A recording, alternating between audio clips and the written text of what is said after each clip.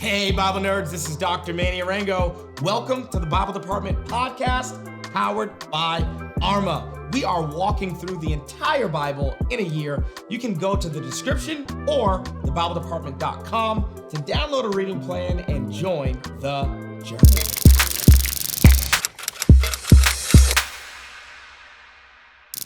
Family, let's jump right in. We're covering Luke chapters 1, 2, and 3 today. Now, you may be confused, like, why are we starting a Bible reading plan in the book of Luke? Well, if you're confused, then you got to go back to our introductory episode. I break down the exact reason as to why we put the books of the Bible in the order that we put them in.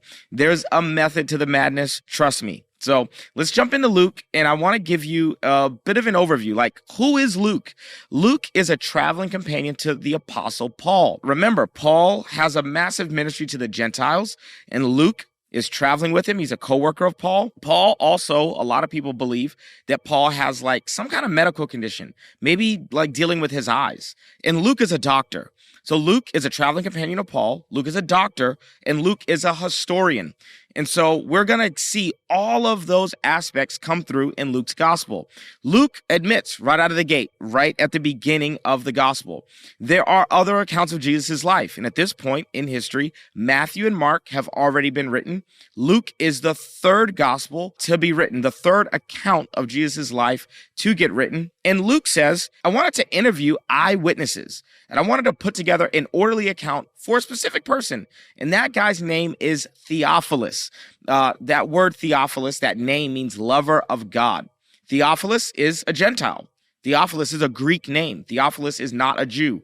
And here's a really important nerdy nugget. You're going to hear me say nerdy nugget a lot on this podcast. In every episode, I'm going to try to give you a nerdy nugget, a context clue, and a timeless truth. And you'll kind of be on the lookout for those throughout the episodes. Here's a nerdy nugget. Luke is the only Gentile author in the entire Bible. Every other author of the Bible is Jewish, and Luke is the one exception to that rule. And so Luke is not writing a book to Jews. Luke is writing a book to a man named Theophilus, and he's a Gentile. So Luke is hashtag the FUBU gospel. Okay, I don't know if you remember FUBU, for us, by us. Okay, Luke is for Gentiles by a Gentile. Luke is written from a Gentile perspective. And so Luke is going to explain things, Jewish customs and Jewish festivals that sometimes Mark and Matthew are not going to explain because they are Jewish and their audiences are not 100% Gentile. So when we look at Luke, I want us to actually get into some of the scriptural references. This is an overview. Okay. So every day I'm going to spend 10 to 15 minutes with you, and I'm just going to give you an overview. I'm not going to get super detailed. The angel appears to Zechariah and to Mary. Now, here's a really cool thing about appearing to Zechariah. Luke tells us that Zechariah and his wife Elizabeth are really old, which should immediately alert us to the fact that there was an old couple in the Old Testament who also had a miracle son, and after years of struggling with infertility. And those people's names were Abraham and Sarah. And they have a boy by the name of Isaac. And that's kind of how the whole Jewish nation comes into existence. Well, now this angel has appeared to another old man. His name is Zechariah.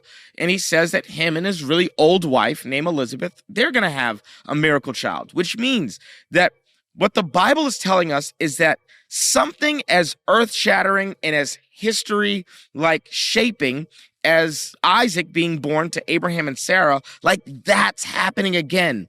The God from Genesis who, diverted human history by giving a really old couple a son, that God is on the move again. And something just as pivotal is happening now. The text then gives us this little detail. It says that Zechariah was a righteous priest, which actually means that most of the priests in this culture were not righteous, that Zechariah is the exception to the rule. The other reason that the Bible telling us that they're righteous is really important is because a lot of people in this day and age ascribed a sinful problem to sickness. So if somebody was sick, if somebody needed healing, like the disciples at one point in the Gospel of John, they come up on someone who's born blind. And they ask Jesus, who sinned, this person or his parents, that he was born blind? The text is telling us they're not struggling with infertility because of a sinful issue. And actually, even though Zechariah is a priest, and even though most of the priests are kind of corrupt in the first century, that Zechariah is a faithful, righteous priest. Now, I want to compare Zechariah's response to the angel to Mary's response to the angel. I want you to actually find Luke chapter 1, verse 18, and then I want you to find Luke chapter 1, verse 34. Because on the surface, it looks like Zechariah and Mary respond to the angelic announcement that there's going to be a miraculous birth the same way. Zechariah is like, how is this going to happen? We're old. Mary is like, how's this going to happen? I'm a virgin. Now, the response of the angel actually tells us that there's something going on that's very different in the heart of Zechariah versus Mary. Zechariah, old priest. Mary, young virgin, probably 12 or 13 years old. The angel says to Zechariah, because you doubted me, because you questioned me, you're not going to be able to speak. But to Mary, when Mary asks questions, the angel goes, hey, the Holy Spirit's going to overshadow you, and you're going to get pregnant. It's going to be like the God that spoke creation into existence is going to do the same thing, like in your womb.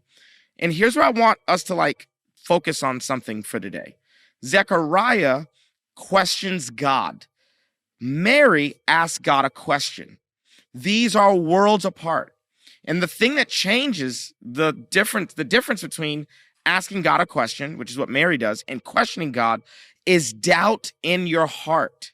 So Zechariah questions God. This can't happen. How? Tell me, give me an explanation. And when we question God, we rarely get answers. Mary says, let it be unto me according to your will. Now that I've accepted that this is what's going to happen, and I have faith that it's going to happen, can I ask a question? How? Give me some clarity. And when we approach God with pure intentions, pure motives, God actually gives answers, but he only gives answers when we have faith first. That's something I want us to focus on today as we read through chapters 1, 2, and 3. What if I told you that what you're learning in this video was just the tip of the iceberg? The Bible department is actually powered by Arma. What is Arma? I'm so glad you asked. Arma is an online subscription-based platform that we designed to help people, everyday people, learn the Bible for themselves. We started Arma so that anybody, anywhere, could have access to trustworthy and entertaining Bible and theology content. In addition to this podcast, we have over 60 courses on individual books of the Bible, on theology topics, and on some hot topics like homosexuality, tithing, and women in ministry. But really, Arma is a community of people that I've gotten to know, a community where thousands of people are currently finding family, asking questions, and nerding out on the Bible together. If you want a community to read the Bible with you this year, or if you want to dive into some deeper theological content, or if you want more exclusive access to me and the entire Arma team, how about you go to thebibledepartment.com. I'll be sure to post the link in the description of this video. Let's make this your year to become a Bible nerd. I'm going to give a nerdy nugget. The angel appears to a group of shepherds. This is in chapter 2, verse 12. And he says, hey, there's going to be a sign, okay? I'm going to give you a sign that when you go to see this baby, you're going to know that he's the Messiah. Now, these shepherds, here's our nerdy nugget for the day. Well, we've probably done multiple nerdy nuggets. It's okay. Ain't nothing wrong with some chicken nuggets, okay? So you're going to get a lot of nerdy nuggets. This is going to be a sign to you that you've seen the Messiah. Now, these shepherds that live in Bethlehem, they are 6 miles away from Jerusalem, and they have one job. Their job is to raise sheep, to raise lambs for slaughter in the temple in Jerusalem. That's their job, okay? They are what's called Levitical shepherds. Their job is so that when people come to the temple, they can buy a lamb that's unblemished, that has no broken bones, that has no spots, no speckles, nothing like that. And it's really hard to raise a lamb that's visibly perfect. It's very difficult. In order to do that, you have to dedicate certain shepherds that's their only job. And so these shepherds are not just regular old shepherds. These are Levitical shepherds, and they have one job: to raise lambs. And on that lamb's 1-year-old birthday, they're going to get shipped off to Jerusalem for slaughter in the temple, for sacrifice, which means that these lambs were born to die. And it's the shepherd's job to keep them safe so that they are up to Levitical code with no blemish and no broken bones and no spots, no speckles. So what the shepherds would do is they would wrap the lambs in swaddling clothes to keep them safe. So the shepherds then the angels appear to these shepherds, and they say, you're going to go to a cave and you're going to see a baby, and it will be a sign to you that the Messiah is born. Well, what happens? They get to that cave, they see Mary, they see Joseph, and they see a baby wrapped in swaddling clothes, the exact same kind of clothes that they would use for the lambs to keep them blemish-free so that they could achieve the purpose for which they were born, which is to die as a sacrifice. So when they go into the cave and they see that the same kinds of clothes that they use for their lambs is used on Jesus, they immediately realize this is the Lamb of God to take away the sins of the world. That Jesus, the baby that they're looking at, has been born to die as a sacrifice for you and for I. And the shepherds immediately get it. And without that cultural context, we don't really understand how this is a sign to these shepherds. Mary and Joseph bring baby Jesus to the temple to be dedicated. We run into a man by the name of Simeon, a woman by the name of Anna. I want you to see how the text is balancing men and women throughout the text. So you get Zechariah and Mary, and now you get Simeon and Anna. Because when the Spirit of God is poured out, the Spirit of God is on men and women. One of the reasons that we are starting with the books of Luke and Acts is because I'm Pentecostal, and I believe that women should be in ministry. I'm not going to keep my cards to myself. I'm going to show you my cards. And I believe that because of a Pentecostal conviction that I have. Also, the next thing that you need to see is that they're sacrificing pigeons to dedicate baby Jesus, which means that Mary and Joseph come from a lower class community, that they would be poor. Here's another nerdy nugget. We're going to get a genealogy, okay, in Luke's gospel. And there's a massive difference between the genealogy that we get in Luke's gospel versus the genealogy that we get in Matthew's gospel. The genealogy that we get in Luke's gospel traces Jesus' lineage all the way back to Adam. Whereas Matthew's gospel, because Matthew's a Jew speaking to Jews, only traces Jesus' lineage back to Abraham, our father Abraham, like the father of the Jewish people. Well, Luke doesn't just see the story of Jesus as a Jewish story. He sees the story of Jesus as a human story. So he traces his lineage all the way back to Adam. And this is actually like our timeless truth for the day, that God has been up to something, working salvation for people, rescuing humans since the creation of Adam and Eve. And Luke, the only Gentile author of the Bible, really gives us this glimpse into the heart of God that's not just after one nation of people or one family, but after all families and all nations of the earth. And so Luke is going to continue to have a global vision for the message in the gospel of Jesus Christ. If there's a theme for Luke's gospel, it's that whoever was on the inside now kind of finds themselves on the outside. Not because Jesus has pushed them to the outside, but because they don't agree with Jesus' kingdom ethic. And everyone that was on the outside, women, Samaritans, Gentiles, people who are sick, tax collectors, are going to get invited to the inside.